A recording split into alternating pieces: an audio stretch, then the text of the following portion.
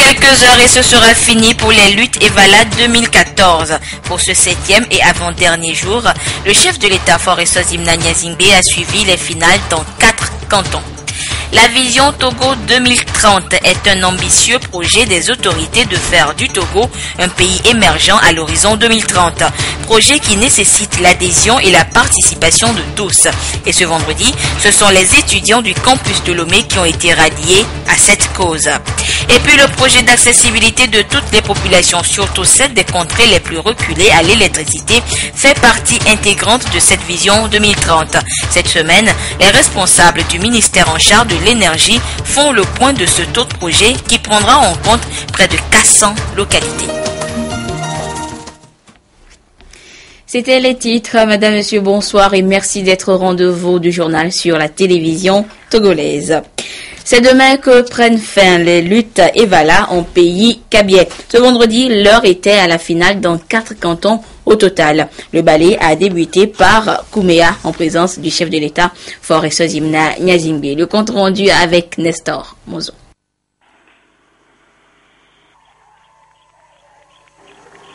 Kouméa est le canton qui a ouvert le bal des finales en cet avant-dernier jour des luttes en pays Kabylie.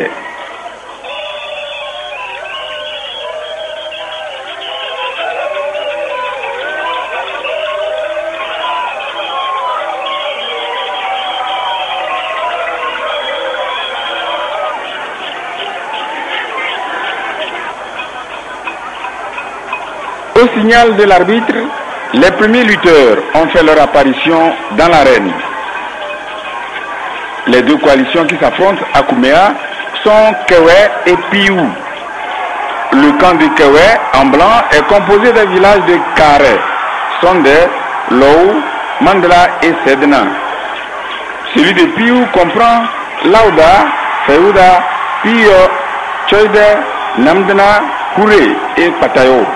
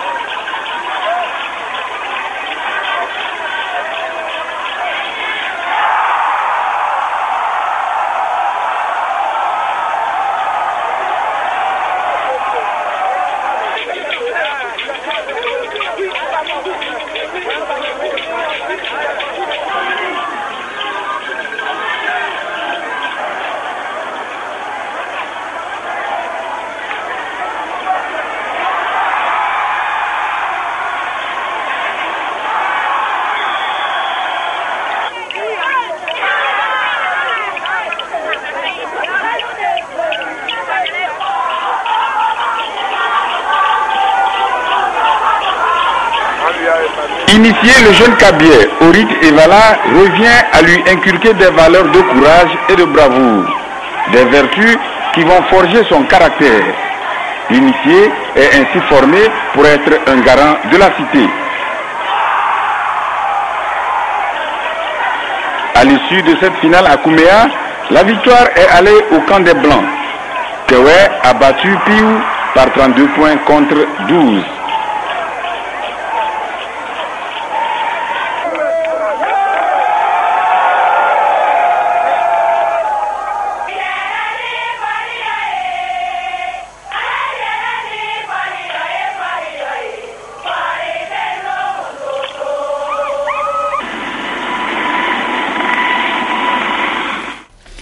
Après Kouméa, le chef de l'État, Faure Sozimna Nyazingbe, a mis le cap sur le canton de Landa pour également suivre les dernières empoignades. Le compte rendu maintenant avec Essora.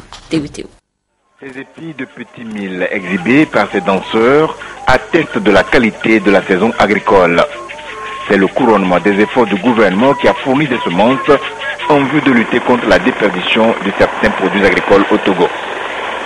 Et c'est dans cette ambiance qu'a été accueilli le chef de l'État, Faure Nyazingbe, pour la finale de lutte Evala dans le canton de Landa.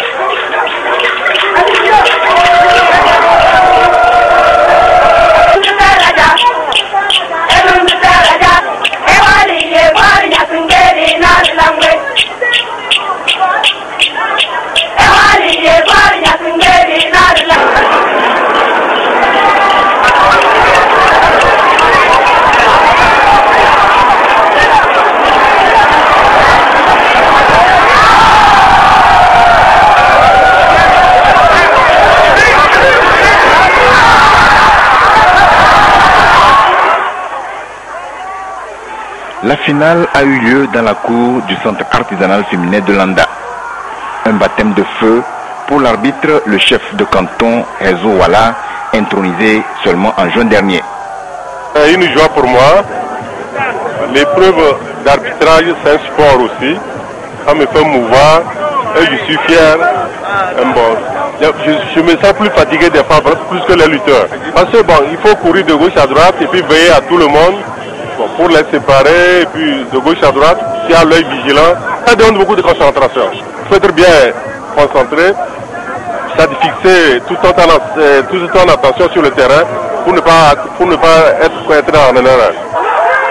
Cette finale a mis aux prises la coalition Landa, Kassé et Dewa en rouge contre celle de Kadja, Pangalo et Hulung en blanc.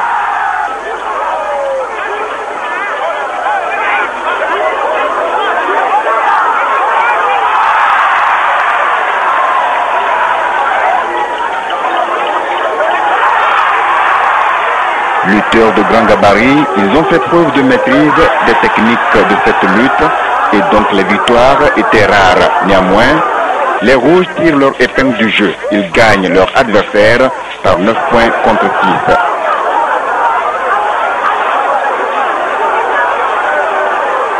Avant de prendre congé des populations du canton de Landa, le président de la République, Fournier Singbe, a visité une exposition d'art culinaire fait à base de produits locaux.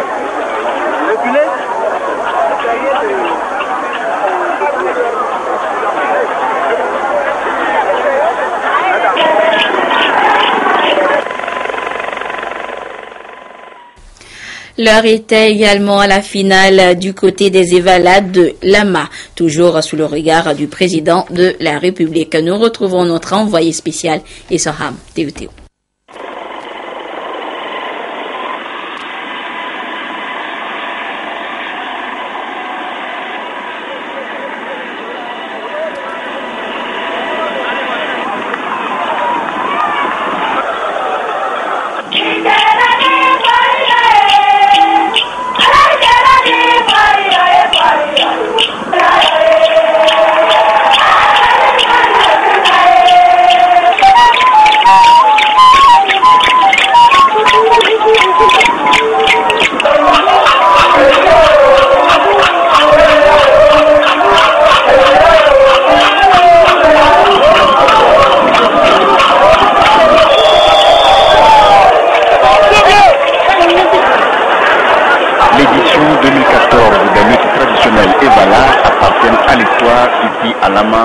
Un des grands cantons de la Kosa.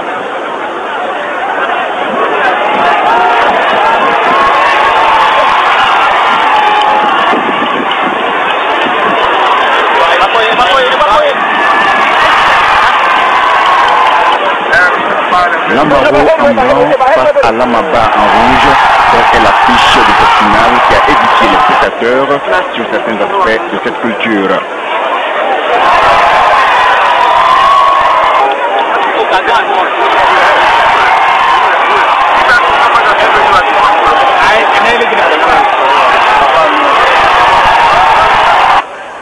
Première leçon, l'on ne doit pas reculer devant son adversaire.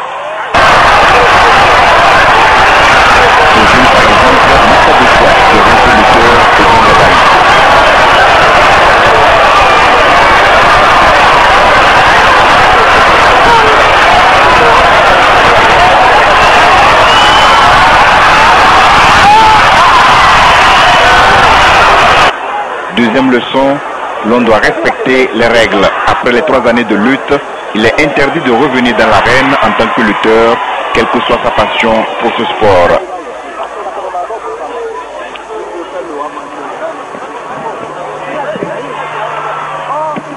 Il y a des jeunes, leur sang bout, donc ils ont envie de lutter encore. Vous voyez, bon, et ils se cachent, nous les encadrons, bon. Ce que nous arrivons à détecter correctement, parce que ce n'est pas nous tous qui les connaissons, ce que nous arrivons à les détecter, on les fait sortir. Mais il y a des gens quand même qui s'infiltrent. Après près de 2 heures de chaudes empoignades, la victoire est de 33 pour Lamaba en rouge et 19 pour Lamaro. Les arrosades des rouges dépassent de 2 points ceux en blanc, soit 8 points contre 6.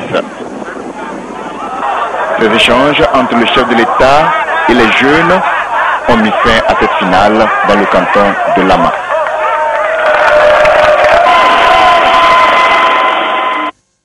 Et le chef de l'État a terminé sa journée par le canton de Djamdé où les meilleurs lutteurs Evala édition 2014 se sont démarqués. Nestor Mozo.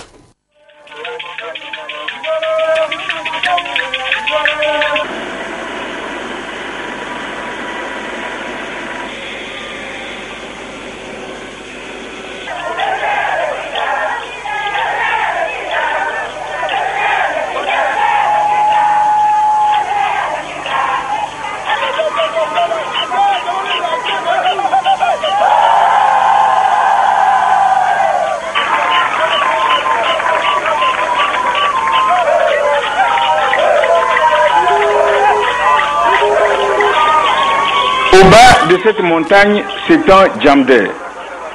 Djamdé est l'un des 12 cantons de la Kouza dans lesquels se pratiquent les luttes Evala.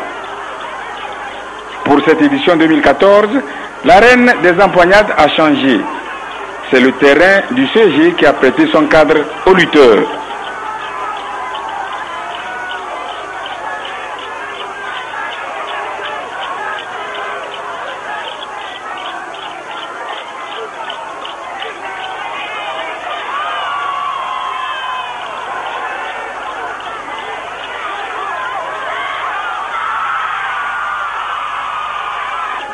La finale à Djamdé se dispute entre Djamdé Bas en blanc et Djamdé Haut en rouge.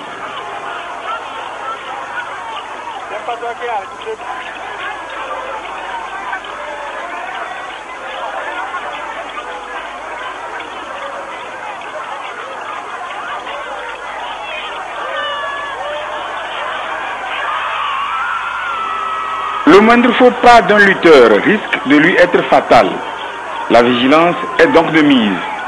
À cette vigilance, il faut ajouter la force et le savoir-faire.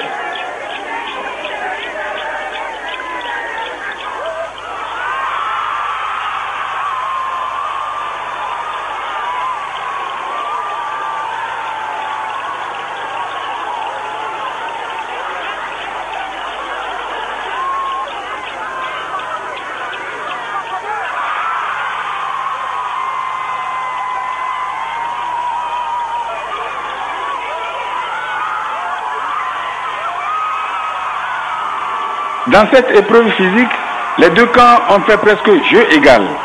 14 points pour Djamdé Bas et 13 pour Djamdé Haut. Au niveau des cadets, la victoire est restée dans le même camp. Les blancs de Djamdé Bas gagnent sur un score de 16 à 10.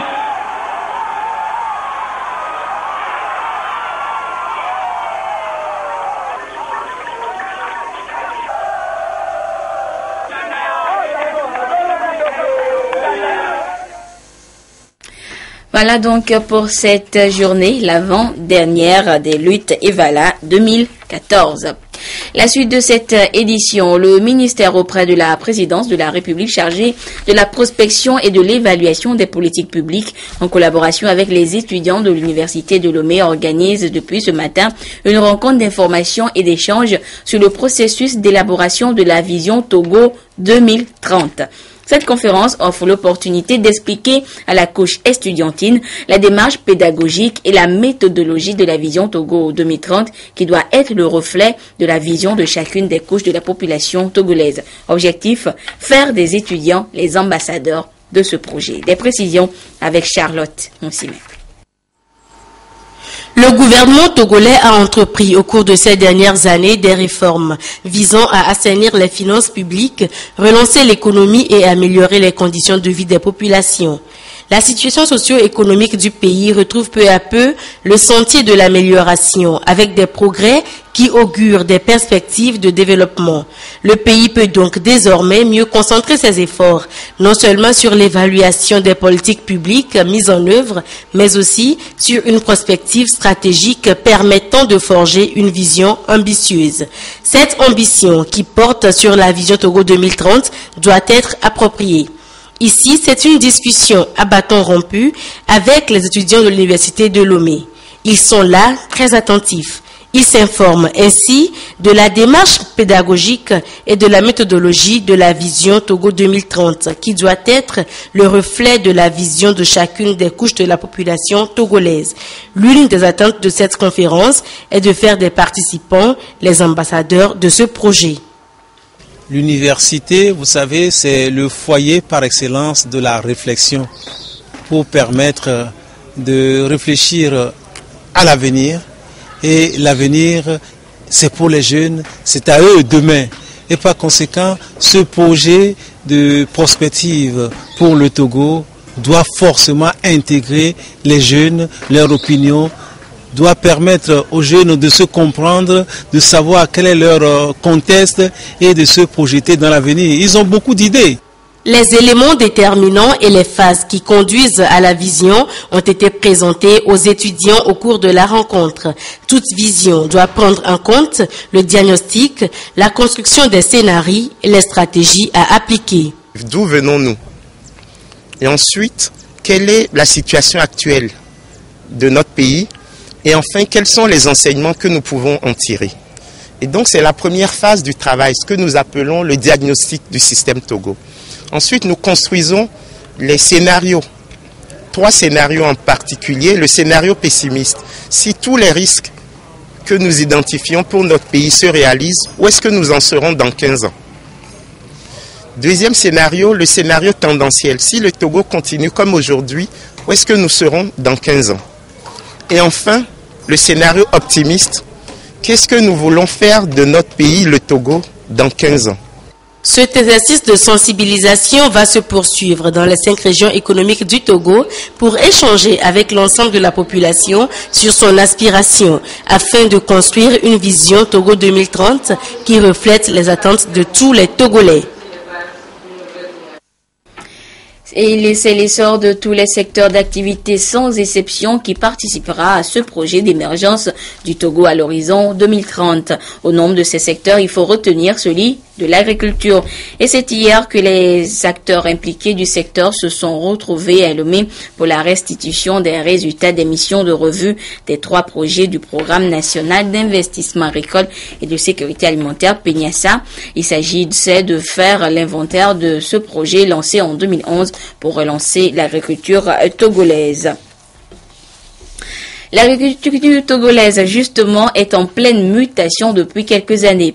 Une dynamique enclenchée donc grâce au PNIASA, Programme national d'investissement agricole et de sécurité alimentaire lancé par le gouvernement en 2011. Aujourd'hui, les résultats sont visibles sur le terrain. Alors, après 3 ans de mise en œuvre, quel bilan peut-on en dresser et quels sont les défis qui restent à relever? Les éléments de réponse dans ce dossier réalisé par Carmen Madji Akakou. 3 ans après leur mise en œuvre, les différentes composantes du PNIASA, le PADAT, le PASA et le PPAO ont apporté des changements dans la vie des populations. Le PADAT, par exemple, a touché 385 000 petits producteurs de maïs, de riz et de manioc, et le PASA, de son côté, a déjà formé plus de 1900 auxiliaires à villageois d'élevage. Des actions qui ont engendré d'énormes conséquences dont la portée est ici appréciée par les acteurs. Nous avons quand même pu constater une évolution positive, en fait, dans le cadre même environnemental lié à l'agriculture, dans tous les secteurs s'entend, hein, bien sûr, le secteur des produits vivriers, le secteur même des produits de rente, tel que le café cacao aussi également, on a senti vraiment une évolution positive, parce que la dynamique apportée, comment dire, à tous ces programmes a permis justement qu'au départ, a permis que nous puissions aujourd'hui reconnaître, en fait, un avantage pour nos paysans. L'avantage que nous avons aujourd'hui dans le cadre de PNIASA, d'abord nous avons un cadre institutionnel qui permet de mieux organiser et réorganiser même le secteur agricole. Ensuite, nous avons les ressources appropriées pour financer l'encadrement, le soutien et l'appui aux producteurs. Également la formation aussi et la sensibilisation. Le Programme national d'investissement agricole et de sécurité alimentaire a été lancé en 2011 dans le cadre de la mise en œuvre de l'engagement signé par les gouvernements à Maputo en 2003 et qui demandait aux États africains de consacrer 10% de leur budget au secteur agricole. Au Togo, 867 millions d'euros, soit environ 569 milliards de francs CFA, ont été alloués à ce programme destiné à booster l'agriculture. Le bilan est somme toute positif. Nous avons constaté qu'avec les 53 000 kits qui ont été distribués dans le cadre du Quistat au niveau du PADAT, il y a une amélioration de la productivité auprès des petits producteurs. On a aussi toute l'infrastructure institutionnelle du ministère qui est aujourd'hui reboostée, qui permet aux usagers, aux producteurs, aux opérateurs économiques d'avoir des meilleurs services pour leur intervention dans le secteur agricole. Et pourtant, bien de défis restent à relever pour faire de l'agriculture togolaise un véritable levier de la croissance économique. Notre production qui est excédentaire aujourd'hui a besoin de déboucher. Donc il est essentiellement question d'améliorer la commercialisation, essentiellement question d'améliorer la transformation de ces produits, d'améliorer les rendements pour que nos producteurs tirent le meilleur revenu de leur activité, pour que les opérateurs économiques puissent développer, multiplier des petites et moyennes entreprises. Et cela, ça nécessite tout un autre comportement. C'est un challenge pour l'agriculture. Le redressement du secteur agricole par la mise en œuvre du PNIAZA a permis au Togo d'être en 2013 parmi les 38 États distingués par la FAO pour avoir su réduire d'au moins 50% la prévalence de la sous-alimentation sur leur territoire. Les ONG locales du Togo et leur contribution à la conservation et à la valorisation des ressources naturelles. Un sujet qui est au cœur des échanges du Forum des ONG à Palimé depuis hier. Des assises organisées par Inades Formation Togo en collaboration avec le Comité national de pilotage du programme de microfinance du Fonds pour l'environnement mondial. Le compte rendu avec Prudence Zinsou. La préservation des ressources naturelles demeure un gros défi à relever. Malgré des stratégies mises en place pour y faire face, la dégradation de l'écosystème perdure. Les ONG locales apportent elles aussi leur contribution à cette lutte, mais jusqu'alors avec peu d'impact. Inades Formation Togo a pensé alors à une synergie d'action de ces ONG afin qu'elles puissent contribuer davantage à la conservation et à la valorisation de ces ressources naturelles. Les thématiques qui seront développées durant ce forum vont porter essentiellement sur les aspects économiques, donc les filières, donc tout ce qui est produits forestiers non ligneux, la valorisation économique de la biodiversité. Nous allons aussi développer tout ce qui est pratique de gestion durable des terres, en lien avec la thématique changement climatique. Nous allons aussi regarder un peu les programmes de microfinancement. Ce forum des ONG locales est une tribune d'échange et de partage d'expériences sur les modèles de conservation des aires protégées dans certains pays de l'Afrique de l'Ouest, notamment au Burkina Faso. Cette stratégie d'action concertée pour la valorisation de l'écosystème est appuyée par le programme de microfinancement du Fonds pour l'environnement et l'Union internationale pour la conservation de la nature. Une ONG est venue du Burkina Faso qui s'appelle AFODEB pour faire la promotion de leur savoir-faire. Leur expertise va porter sur la création des OVIC. Les OVIC, ce sont des zones qui sont dédiées par les populations locales, des territoires qui leur appartiennent, mais qu'elles acceptent de mettre à la disposition de la conservation. Nous sommes partenaires techniques et financiers pour l'organisation de ce forum, pour permettre aux ONG de nous dire un peu ce que nos financements leur ont permis de réaliser sur le terrain. Tout comme d'autres responsables d'organisations de la société civile à ce forum de Palimé, François Satro de l'ONG ADETOP nourrit l'espoir d'aller plus loin grâce aux nouvelles expériences qu'il aura acquises de ces assises. J'espère vivement qu'au sortir de ce forum, nous serons aguerris par des connaissances. On va mutualiser nos connaissances et nos compétences. Nous allons prendre connaissance des possibilités de financement. Les leçons tirées de ce forum permettront au pouvoir public ainsi qu'aux partenaires, notamment le PNUD, de mieux planifier les actions liées aux défis du développement durable dans l'optique de l'atteinte des objectifs du millénaire pour le développement.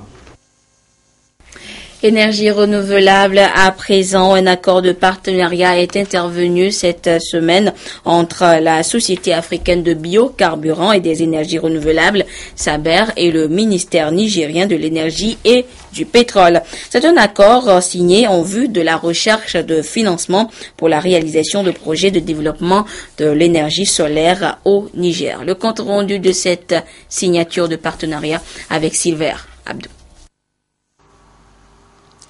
L'État nigérien veut accroître de façon significative le taux d'accès de la population aux services énergétiques modernes et fiables. Un engagement qui s'est traduit par cet accord de partenariat avec la Société africaine des biocarburants et des énergies renouvelables, SABER. Le Niger est donc à la recherche de financement pour la réalisation des projets de développement relatifs aux énergies renouvelables dont regorge le pays. Mais d'ores et déjà, certaines institutions financières, notamment la BIDC et l'Exim Bank, donnent leur quitus pour l'exécution de ces projets qui portent sur l'électrification rurale, la construction d'une centrale et l'éclairage public. Il s'agit de porter l'énergie électrique dans les foyers les plus reculés, dans les campagnes nigériennes. C'est pour ça que nous avons élaboré un certain nombre de projets et avec l'appui et l'aide de SABER, nous sommes en phase de concrétiser ces projets. Il s'agit d'abord d'un projet de lampadaires solaires qui vont être installés pour électrifier des localités du Niger. La deuxième composante, il s'agit d'un prêt Exim Bank End, là également pour 5 milliards de francs CFA, qui vont permettre également d'électrifier d'autres villages. La troisième composante porte sur une centrale solaire de 5 MW que nous voulons installer à côté d'une cimenterie. Courant 2015, ce projet pourra également démarrer. La Société africaine des biocarburants et des énergies renouvelables SABER, instrument destiné à la mise en place d'un mécanisme de financement innovant dans le domaine énergétique, s'illustre dans la lutte contre le changement climatique et la promotion des énergies renouvelables. La SABER se dit donc prête à soutenir ces projets. Nous ferons tout pour que cet objectif soit atteint. Ça, je vous donne ma parole et je crois qu'on en fera une priorité au niveau de la SABER. On va vous accompagner aussi bien dans les études, dans la recherche de financement que dans l'exécution. On va vous accompagner aussi pour tous les projets structurants, tels que les projets de centrales solaires, soit en production indépendante ou en partenariat public. La SABER se tiendra à votre côté pour accompagner le Niger dans l'atteinte de ses objectifs de donner l'électricité à l'ensemble de ses populations. 15 pays sont membres de la SABER qui a son siège au Togo. Ces actions sont soutenues par les commissions de l'UMOA et de la CEDEAO. Tourisme à présent, et qui dit tourisme fait presque toujours référence aux hôtels, lieux d'hébergement des centaines de touristes en quête de particularités et de nouveautés au Togo. Dans notre pays, justement, le secteur hôtelier est privatisé, exploité en majorité par des acteurs privés. Mais le nombre de ces hôtels et lieux d'hébergement est plus qu'hallucinant. La ville de Lomé, à elle seule, abrite plus de 300 hôtels. D'où l'interrogation de savoir si toute cette pléthore d'hôtels arrive à réaliser des chiffres d'affaires conséquents. Clarisse Aticlay. L'hôtellerie fait partie intégrante du tourisme et contribue à rendre agréable le séjour des visiteurs. Cette mission est assurée au Togo par les hôtels étatiques et privés. Ces derniers ont commencé à prendre une proportion importante à partir des années 80, suite aux différentes réunions internationales qu'abritait le Togo. Aujourd'hui, plus de 300 hôtels se partagent le cadre hôtelier de la ville de Lomé pour un taux d'occupation de 25 à 30%. Dans certains pays, surtout l'Europe, 80% des travailleurs partent tout le mois d'août. Ils partent tous. Entre juillet et août, une période de tourisme important. Et nous le sentons aussi ici. Au Togo, il y a 300 hôtels à Lomé. C'est des hôtels qui ont 10, 20 chambres, 40, 60 chambres. Si vous totalisez le tout, ça ne couvre pas 5000 personnes qui vont venir au Togo prochainement, ou 2000 qui vont arriver à une autre date. Vous voyez? Donc, nous avons besoin de développer le tourisme, mais sous le contrôle de l'État. Il faut alors miser sur l'innovation et la rénovation fréquente des structures hôtelières en vue d'assurer un maximum de confort aux clients. Le confort fait alors intervenir la notion de standing où les hôtels sont classés selon qu'ils soient de 3, 4 ou 5 étoiles. Par exemple, pour être désigné un hôtel à 5 étoiles, il faut que l'hôtel soit un complexe à plusieurs services, notamment les boutiques, la piscine, la boîte de nuit, bref, tout ce qu'il faut pour mettre le client à l'aise. Quand les touristes viennent, ils veulent des équipements minimums. Un hôtel, aujourd'hui en Afrique, qui accueille surtout des Européens, et même pas, les Africains de plus en plus sont aussi exigeants. Il lui faut, en dehors de sa chambre climatisée, la chambre avec téléviseur, la chambre avec l'Internet, la connexion, c'est tellement exigé. Un hôtel qui n'a pas de connexion, aujourd'hui, il n'a pas de clients. L'hôtellerie contribue non seulement au développement du tourisme, mais également à faire entrer des devises dans le pays, contribuant ainsi à la croissance économique. Réorganiser le secteur serait un atout pour bannir les hôtels clandestins où les procédures d'autorisation d'exploitation ne sont pas respectées. Autre actualité évoquée dans les titres, comment rendre plus accessible l'électricité aux populations, surtout en milieu rural. La question est au cœur d'une rencontre de 2 jours à Lomé, initiée par le ministère des Mines et de l'Énergie avec l'appui financier du CDKN, Center and Development Knowledge Network. La rencontre vise donc à identifier les conditions de mise sur pied d'un système énergétique autonome dans notre pays, le Togo. Nous y reviendrons plus en détail dans nos prochaines éditions. Et puis la compagnie Énergie électrique du Togo, CET, a le plaisir d'informer son aimable clientèle que dans le souci de poursuivre sa politique de proximité clientèle, une nouvelle agence est ouverte à Kégué, non loin de l'école primaire à Djougba. À cet effet, tous les clients désireux de bénéficier de leurs services seront les bienvenus dans cette agence à partir du vendredi 25 juillet 2014. Une équipe dynamique vous y attend. Et pour toute information compétente, contactez l'information client de la CET au 22 20 82 20. Aujourd'hui, 18 juillet, le monde entier a célébré le Mandela Day, une journée durant laquelle les habitants de la planète doivent consacrer chacun 67 minutes au service des autres en hommage aux 67 années de militantisme et d'action politique de Madiba. Mais cette année, les Sud-Africains ont célébré le tout premier Mandela Day sans Nelson Mandela. Pour la bonne cause et avec un objectif précis. Distribuer des couvertures tricotées main dans les villages les plus pauvres. Leur façon à eux de célébrer le Mandela Day, ce jour où chaque Sud-Africain est appelé à donner 67 minutes de son temps pour aider son prochain. 67, comme les 67 ans que le héros de la lutte anti-apartheid a consacré au combat pour la liberté et le bien commun. Cette année, ce Mandela Day prend un relief particulier. C'est le premier sans Madiba. Ce 18 juillet, il aurait eu 96 ans. Cet anniversaire rappelle qu'il n'est plus là physiquement, mais spirituellement, il sera toujours dans mon cœur. C'est une période qui me chamboule, mais je sais qu'il voudrait que son travail continue. Ému aussi grâce à Machel, sa veuve. Depuis son décès, ses apparitions en public se comptent sur les doigts de la main.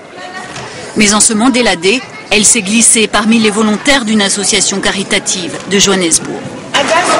Je veux juste que vous sachiez que quel que soit l'endroit où se trouve Madiba, quel que soit son état, sa nouvelle vie, là où il est, il sourit.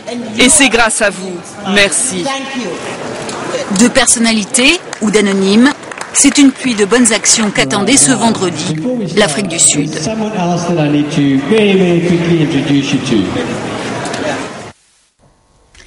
Le débat au cœur de la nation de ce soir va vous permettre, à vous et surtout vos parents et amis togolais résidant à l'étranger, de mieux cerner les contours de la récente décision du gouvernement d'exonérer la diaspora togolaise de visa d'entrée sur le territoire national. Au cœur de la nation, c'est à suivre en direct sur la télévision togolaise avec Franck Missité et ses invités. Voilà, ainsi se referme ce journal. Merci à vous qui l'avez suivi où que vous soyez, grâce à la télévision togolaise. Au revoir. Plus que quelques heures et ce sera fini pour les luttes Evala 2014. Pour ce 7e et avant-dernier jour, le chef de l'État Faure Sozimna Nyazingbe a suivi les finales dans 4 cantons. La vision Togo 2030 est un ambitieux projet des autorités de faire du Togo un pays émergent à l'horizon 2030. Projet qui nécessite l'adhésion et la participation de tous. Et ce vendredi, ce sont les étudiants du campus de Lomé qui ont été ralliés à cette cause. Et puis le projet d'accessibilité de toutes les populations, surtout celles des contrées les plus reculées à l'électricité, fait partie intégrante de cette vision 2030. Cette semaine, les responsables du ministère en charge de l'énergie font le point de ce taux de projet qui prendra en compte près de 400 localités.